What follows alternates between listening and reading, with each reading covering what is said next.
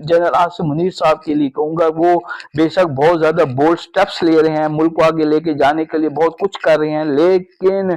वो आलमी जो ताकतें हैं उनकी नज़र में आ रहे हैं।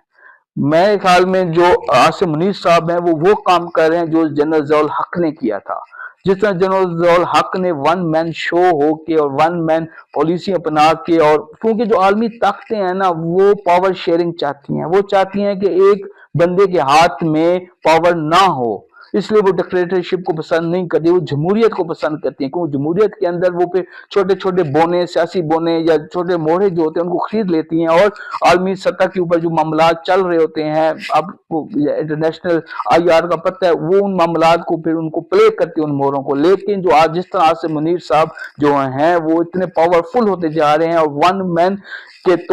मैन आर्मी के तौर पे सामने आ रहे हैं, तो मेरे ख्याल में आलमी ताकतें आज जनरल आसिम मुनीर के लिए खतरा बन जाएंगी।